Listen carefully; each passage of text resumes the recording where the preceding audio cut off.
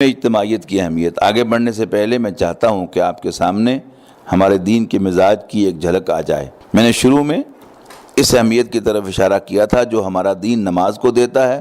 مردوں کے لیے فرض نمازیں باجماعت ادا کرنا لازم کیا گیا ہے سوائے اس کے کہ کوئی حقیقی عذر لاحق ہو۔ جماعت کی شکل میں نماز ادا کرنا دراصل اس امر کی علامت ہے کہ اسلام تمام معاملات میں ایک طرح کا عمومی نظم چاہتا ہے۔ باجماعت نماز میں کیا ہوتا ہے؟ ایک امیر ایک امام ہے۔ باجماعت نماز میں کیا ہوتا ہے؟ ایک امیر یا امام ہے جس کی تمام نمازیوں کو پیروی کرنا ہوتی ہے۔ کسی نمازی کو اجازت نہیں کہ وہ نماز کا کوئی رکن امام سے پہلے ادا کر لے۔ اگر کوئی شخص امام سے پہلے اپنا سر سجدے سے اٹھا لے تو اس کی نماز ٹوٹ جائے گی۔ انتہا یہ ہے اگر امام نماز پڑھانے میں کوئی غلطی کر بیٹھتا ہے آپ کو اس کی اجازت تو ضرور ہے کہ سبحان اللہ کہہ کر اسے متوجہ کریں، لیکن اگر وہ اپنی غلطی پر قائم رہتا ہے تو آپ کو جماعت چھوڑ دینے کی ہرگز اجازت نہیں ہے، یہاں تک کہ اگر آپ کو 100% یقین ہو کہ امام سے غلطی کا صدور ہو رہا ہے تب بھی آپ جماعت چھوڑ کر الگ نہیں ہو سکتے، بلکہ ضروری ہے کہ آپ لازماً جماعت کے ساتھ رہیں اور امام کی غلطی میں بھی اس کی پیروی کریں۔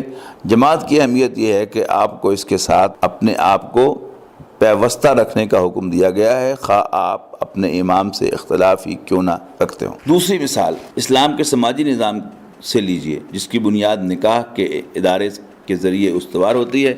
نکاح کیا ہے؟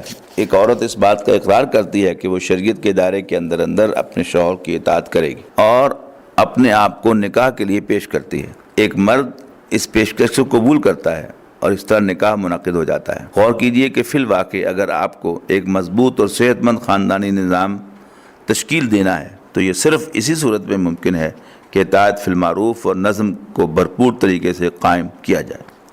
اس لیے کہ اسلام نے بیوی پر لازم کیا ہے کہ وہ اپنے شوہر کی اطاعت کرے، اگرچہ ظاہر ہے کہ بیوی اپنے شوہر سے اختلاف کر سکتی ہے، اس کی رائے بدلنے کی کوشش کر سکتی ہے، وہ اپنے شوہر کو مشورہ یا تجویز دے سکتی ہے، وہ دلائل کے ذریعے بات کر سکتی ہے یا استدعاء اور درخواست کر سکتی ہے، لیکن اگر وہ اپنے شوہر کی اطاعت پر کاربند نہیں تو یہ رویہ اسلامی تعلیمات کے منافی سمجھا جائے گا۔ ایک تیسری مثال لیجئے، نبی اکرم صلی اللہ علیہ وسلم نے ہمیں یہ تعلیم دی ہے کہ اگر دو فرد بھی اکٹھے سفر کر رہے ہوں تو انہیں چاہیے کہ وہ اپنے میں سے زیادہ تجربہ کار اور باعلم شخص کو امیر مقرر کر لیں جو دوسرے مسافر کی رہنمائی کرے۔ اس طرح اگر دو افراد ساتھ ہوں اور نماز ادا کرنے کا موقع آ جائے تو ان میں سے ایک کو امام بن جانا چاہیے اور دوسرے کو مقتدی۔ ان مثالوں سے بخوبی واضح ہو جاتا ہے کہ اسلام میں اجتماعیت کو کس قدر اہمیت دی گئی ہے، نیز ان سے اسلام میں اجتماعی زندگی کے نظام پر روشنی ہے۔